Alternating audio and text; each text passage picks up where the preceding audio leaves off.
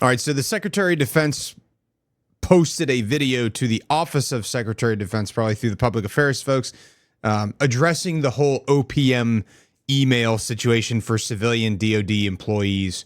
I know this was a thing that happened like a week ago, that all the civilian employees at the DoD received an email from, I think, DOJ, that was like talking about listing 5 things that they accomplished that past week. And most people, from what I understand, were told to disregard the email and just like, hey, don't worry about that right now. And like their supervisors all told them, don't worry about it. And just from what I understand, like nobody submitted anything. There's a lot of like anger back towards that because, you know, people are like, why should I talk to DOJ? They're not part of the Defense Department. And there's just a lot of people that were up in arms about that. They're like, why are you getting into our business? Like, you know, because it's like somebody from outside your organization kind of auditing your organization. And there's a lot of, dude, I get it. I get the frustration. I also see like, hey, they're trying to make sure that they're holding government employees accountable because the number of fraud, waste, and abuse cases is not zero, right? It's not zero, but that doesn't mean that the majority of folks are doing the wrong thing. That just means that they have to do a blanket covering the entire thing. Anyway, so bottom line is the Secretary of Defense released a video from his office addressing that situation. And I wanted to check it out because it goes in a little bit more detail about it. And I think it'll make more sense once we listen to what he had to say. Here at the Defense Department, we've got a lot of civilian patriots who dedicate themselves to defending this nation while working here at the Department of Defense. And a key thing to remember is that a lot of civilians that work for the Department of Defense are veterans. A lot of them are retirees. A lot of them served 20 years in the military and then they retired and they got out and went straight working for the Department of Defense afterwards. That's what a lot of people do because they like to get that double retirement. They want to get their military retirement and then they'll retire. They'll go work as a civilian for the DoD and then they'll work for another 20 years there. And then they'll get a second retirement pension.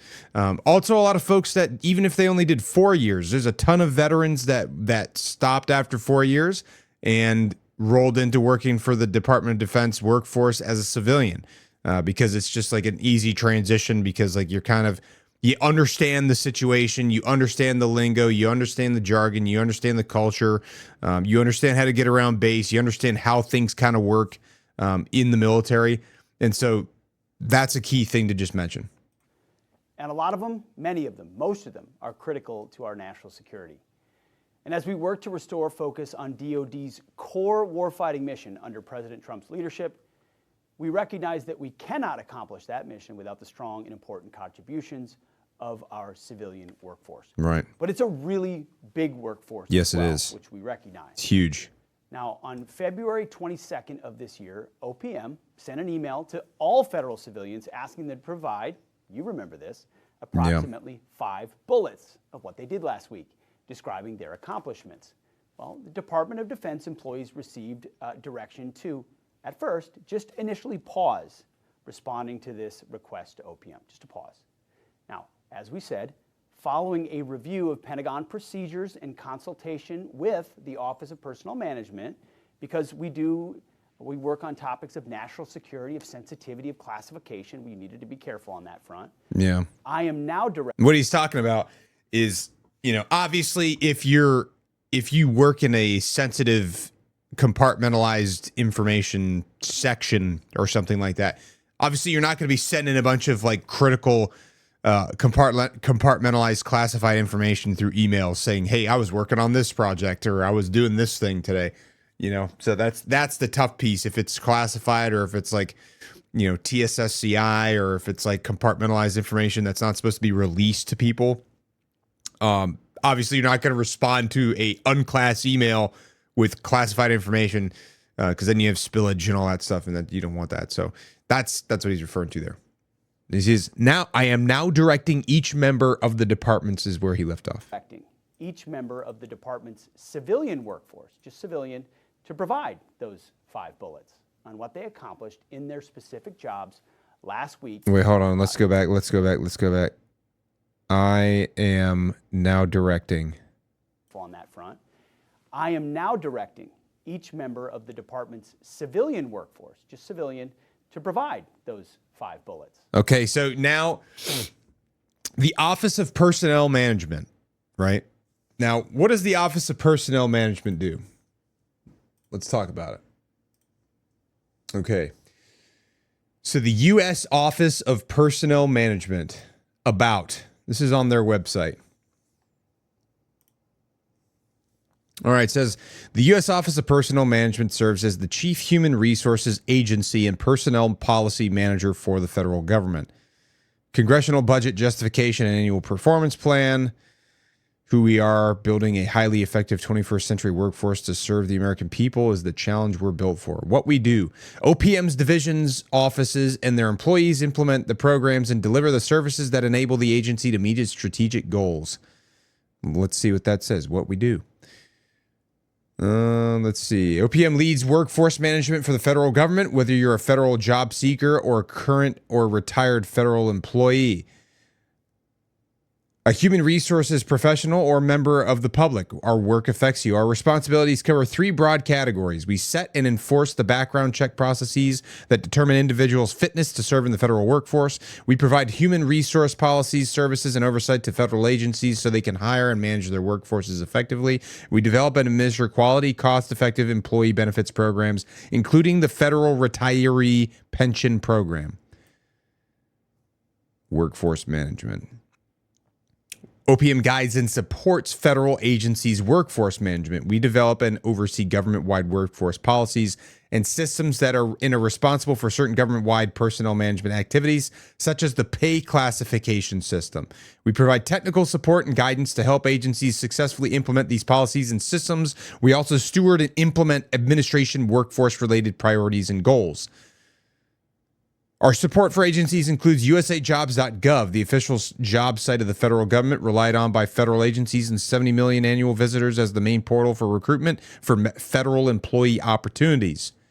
Leadership Development Program for federal executives, managers, and aspiring leaders through our Federal Executive Institute and Eastern and Western Management Development Centers, the Presidential Management Fellows Program, and the lab at OPM.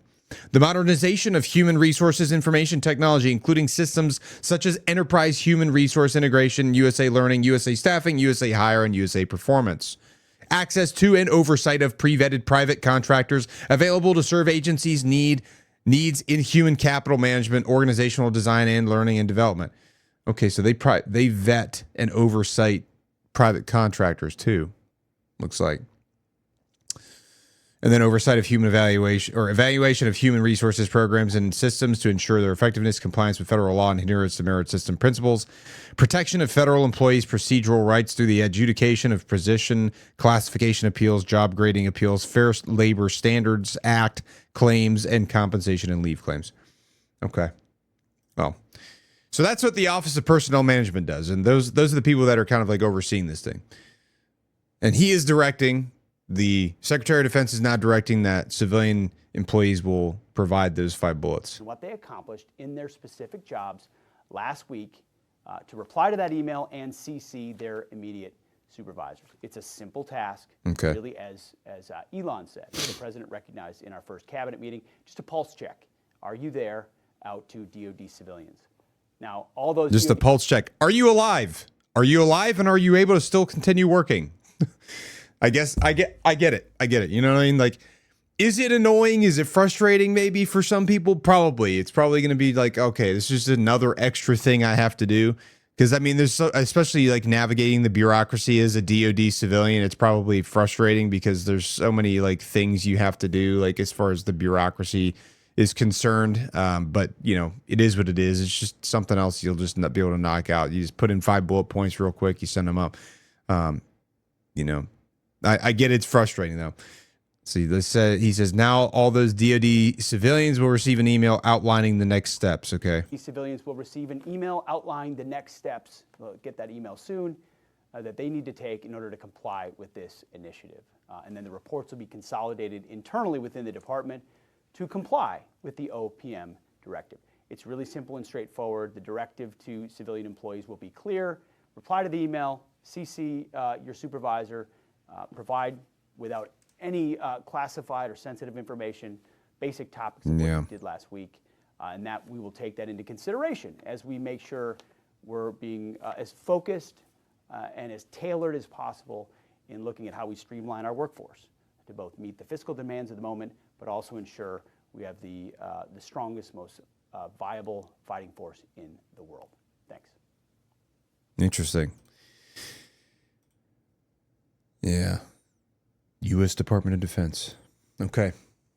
So, yeah, what that says to me is that they're just trying to, trim the fat, probably. They're trying to make sure that, hey, is this position actually needed? Is this position actually doing anything? And they're probably also just, and like he said, he's doing a pulse check. And I get it's frustrating because a lot of these folks, these DoD civilians, most of them are veterans. I would say the majority. There are a lot of DoD civilians that are not veterans too. I mean, I work with some, right? It is frustrating. It is frustrating, I'm sure, because like, hey, a lot of these folks, especially the vets or the retirees that have served 20, 30 years, and then they retired from the military and went into the civilian DoD workforce, and they've been continuing service after service for the United States government. Like, that's probably frustrating because it's like, hey, you've got somebody that's following up behind you as your your boss telling you like, hey, now you have something extra to do. And I get it, but I also understand like they're trying to kind of make sure that there's some sort of oversight to make sure that there's not any wasted positions or like that people aren't just like hanging out, not getting work done. Because granted, I would argue that the majority of the civilians that work for the DoD probably bust their butts every day. They probably work very hard and they sacrifice a lot to make sure that the military is supported adequately so that they can, get the job done, whatever that may be, whether it be logistics, supply chain management, ammunition, dispersing, finances, food, chow hall stuff, like anything like that. I know that they're probably working hard, most of them, the majority, but there's probably going to be a few bad eggs in every batch, right? That kind of like sour the bunch. And that's the thing that they're probably trying to target to make sure that that's like less than likely to happen and reduce waste and reduce man hours. And if there's positions that are superfluous and they don't need to be there, they're like, they don't have a purpose in being there, then they're probably going to try to like cut these positions that don't really serve a purpose and are wasteful and aren't really contributing. And I get that because they're trying to make the government more efficient. That's the whole point of DOGE. But I also understand the frustration. So anyway, I just figured that this would be interesting to a lot of you out there because I know that a lot of you have seen that email and you've seen that email traffic and you're frustrated and you want to know like what the further guidance is. So that's coming straight from the horse's mouth. You know what I mean? Like that's the SecDef himself saying that this is a new policy that they're going to be doing going forward. So yeah, there you have it.